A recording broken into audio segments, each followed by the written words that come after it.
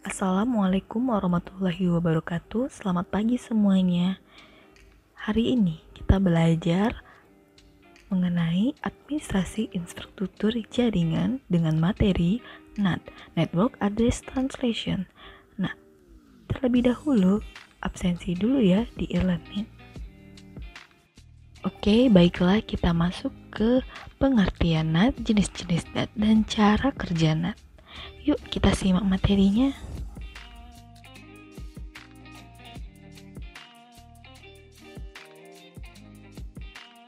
Pengertian NAT.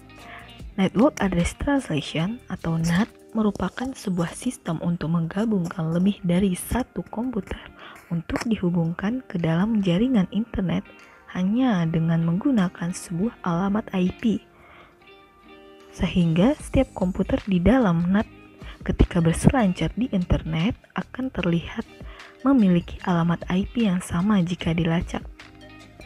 Nah, dengan kata lain, sebuah alamat IP pada jaringan lokal akan terlebih dahulu ditranslasikan oleh NAT untuk dapat mengakses alamat IP publik di jaringan komputer. Sebelum proses transaksi ini, maka pengguna tidak dapat terhubung ke internet. Nah, adapun jenis-jenis NAT, ada 4 jenis NAT yang perlu kalian ketahui, yaitu NAT tipe statis, dinamis, overloading, overlapping. Nah, perbedaan antara keempatnya akan dibahas di dalam poin berikut. Yang pertama, NAT statis. NAT statis ini bekerja dengan menerjemahkan alamat IP yang belum terdaftar menjadi alamat IP yang terdaftar. NAT statis banyak digunakan untuk komputer yang ingin dapat diakses dari luar. NAT statis ini sebetulnya bisa dibilang pemborosan terhadap alamat IP yang didaftarkan. Sebab setiap satu komputer yang dipetakan untuk satu alamat IP terdaftar. Sehingga jika ada banyak komputer yang didaftarkan, tentu semakin terbatas pula alamat IP yang masih tersedia. Nah, kekurangan dari NAT statis ini adalah kurang aman dibandingkan NAT dinamis. Sebab setiap komputer yang memiliki alamat IP tersendiri dan akhirnya risiko penyusup masuk langsung ke dalam jaringan privat lebih besar. Yang kedua, NAT dinamis.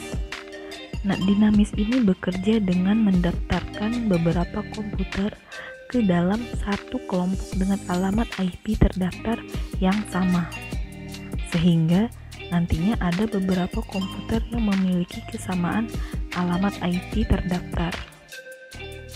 Keuntungan menggunakan NAT dinamis ini tentu lebih aman ketika melakukan penelusuran ke internet.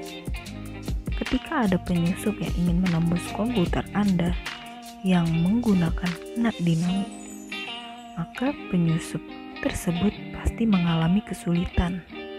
Sebab alamat IP yang diasosiasikan ke suatu komputer selalu berubah secara dinamis. NAT dinamis juga memiliki kekurangan, yaitu jika semua alamat IP sudah terpenuhi dan terpakai semua, maka jika ada yang penambahan komputer lainnya, komputer tersebut tidak lagi dapat terhubung ke internet melalui NAT.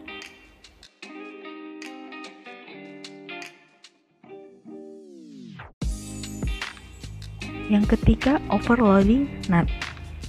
Nah, di sini ada ilustrasi overload NAT. Penjelasannya memungkinkan lebih dari satu klien terhubung menuju IP publik.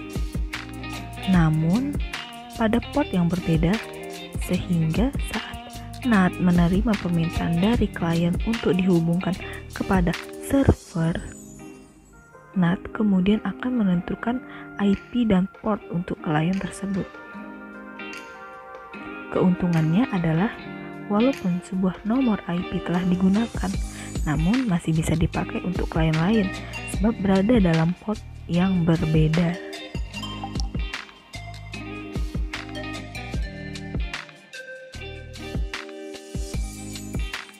Yang keempat, overlapping NAT. Bentuk NAT yang melakukan penerjemahan dua arah, terutama jika terdapat nomor yang sama antara alamat IP publik dan lokal. Agar tidak terjadi konflik, maka NAT mengubah nomor IP publik menjadi nomor yang tidak terdapat di dalam jaringan. Nah, setelah mengenal pengertian dan jenis NAT, ada beberapa fungsi NAT, yaitu pertama, melakukan penghematan terhadap IP legal yang disediakan oleh Internet Service Provider.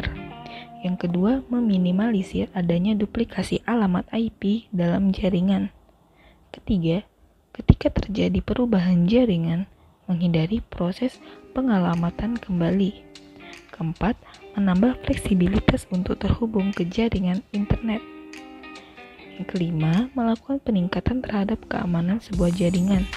Yang keenam, dibandingkan dengan aplikasi alternatif seperti proxy, penggunaan NAT memberikan fleksibilitas dan performa yang lebih baik. Cara kerja NAT. Saat menggunakan NAT, seseorang klien dapat terhubung dengan internet melalui proses-proses berikut. Yang pertama-tama, NAT menerima permintaan dari klien berupa paket data yang ditunjukkan untuk sebuah server remote di internet. Yang kedua, NAT kemudian mencatat alamat IP klien, lalu menyimpannya ke dalam tabel translasi alamat. Selanjutnya, alamat IP komputer klien tersebut diubah oleh NAT menjadi nomor IP NAT. Lalu, NAT lah yang akan melakukan permintaan kepada server. Yang ketiga, server kemudian merespon permintaan tersebut.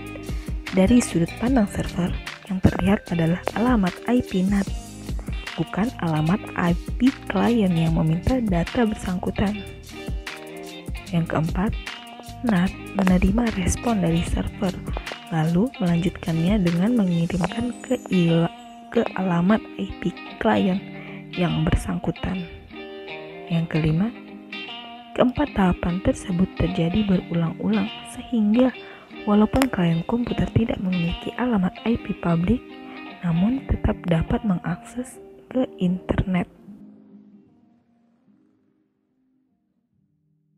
Oke, baiklah, demikian penjelasan mengenai NAT, Network Address Translation, di mana kita sudah membahas tentang pengertian jenis-jenis NAT maupun cara kerja NAT.